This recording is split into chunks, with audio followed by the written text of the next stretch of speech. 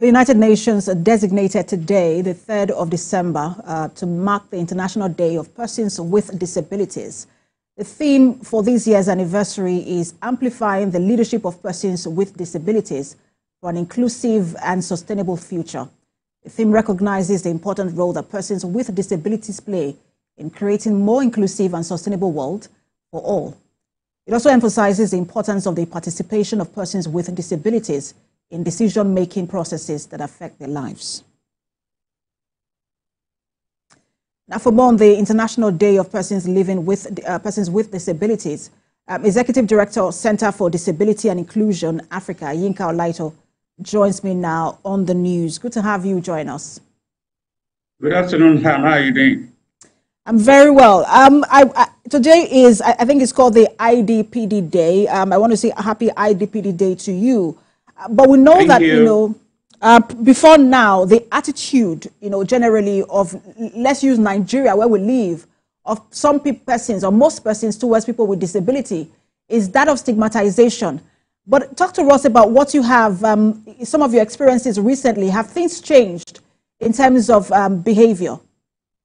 Interestingly, we only have a marginal changes now because we work with person with disability, particularly at the rural area.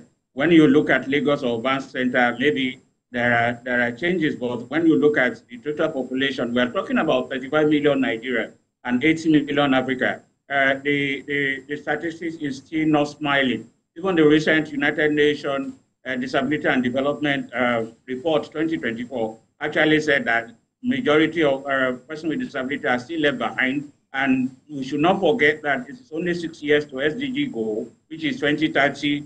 We should also not forget that this is the 6th year that that the federal government has enacted disability discrimination against persons with disability law.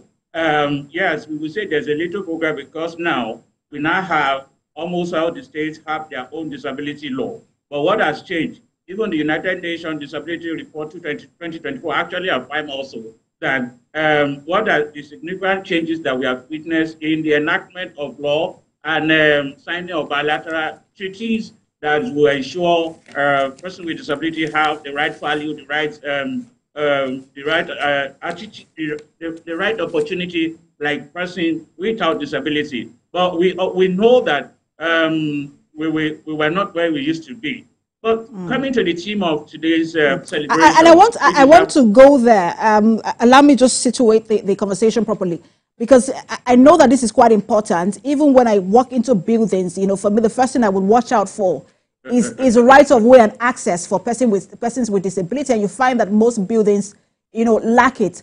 But let's not talk about, if we miss out on issues as little as that, let's talk about issues of, leadership, which is where, this today's theme focuses on.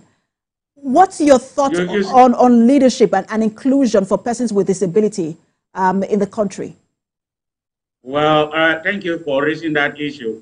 The law was very clear that after 5 years, that every public building and every private building should be accessible. You and I know where we are. We are still not, in my rating, in our little informal research, most public buildings are still like 5 or 10% accessible. Where we even have accessibility, what people think that accessibility is all about ramp, and what is the standard of that ramp itself? So, because oftentimes we think that accessibility is about ramp, it means that where we have about 6 clusters of persons with disability, we have mobility impaired, hearing impaired, speech impaired, intellectual disability, little of people you call to have, and many and more like that. We have concentrated on people. We have concentrated more on persons with disability, mobility, and we create ramps. Interestingly, most of the ramps are not international standard. But let's just forget about that, because there are several other things we can talk. Even the health, particularly the health of a girl and a woman with disability, their reproductive health is still suffering badly. But like we said, because we have little time, when we look at the issue of leadership, because the team says amplifying leadership among persons with disability for inclusive and sustainable society. Yeah, we cannot have leadership when the morale of the person is not really at the top notch. Self-awareness is a problem that we have found out at the rural sites. In fact,